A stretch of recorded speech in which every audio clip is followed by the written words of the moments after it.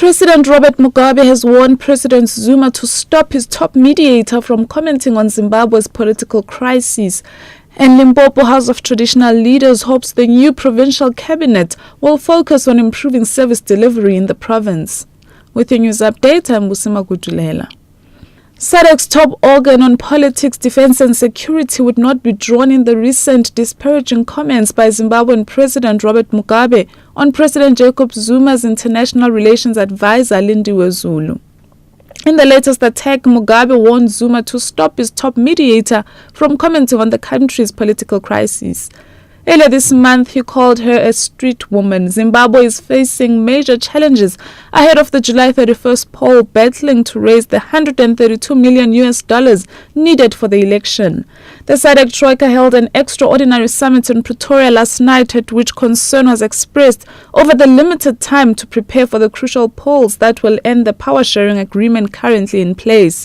Chairperson of the Troika, Tanzanian President Jakaya Kikwete. Unfortunately, the summit did not discuss that, and therefore there is no view. Meanwhile, the Troika says it will be tough organizing the upcoming Zimbabwean election given the limited time. SADC has called for elections to be pushed to a later date, but the Zimbabwean Constitutional Court ruled it must go ahead on July 31st.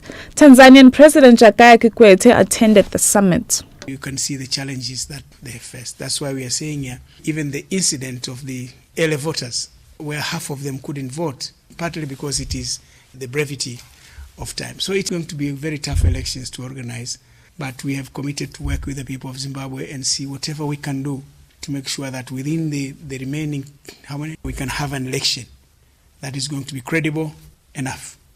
The Limpopo House of Traditional Leaders says it hopes the new provincial cabinet will focus on improving service delivery in the province. Premier Stem Lima Tabata took over the reins from Castle Matale, who resigned last week. Matabata retained Dixon Masemula as MEC for Public Works. Masemula was Education MEC during the Castle Matale administration. Chairperson of the House of Traditional Leaders, Khosi Maleseka Dikgale. We want to congratulate those who have been appointed as new MECs, especially the one in our department where we are directly affected. And we believe that he will be moving with speed to see to it that he addresses the problems and challenges that are facing traditional leaders and the people in the rural areas. A group of 95 poets have recited 95 poems to celebrate Madiba's 95th birthday. This historical event took place last night at the Nelson Mandela Center of Memory in Johannesburg. It was organized by the Nelson Mandela Center of Memory, Right Associates, Miriam Tlali Reading and Book Club, and Talk Time Literary Agency.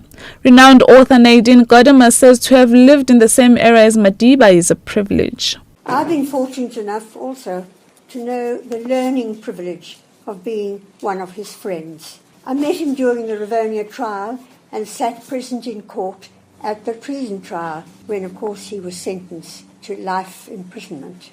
I have written a novel, Burger's Daughter, with the theme of what the family life of revolutionaries would be, overruled by parents' political faith and the daily threat of them disappearing into prison.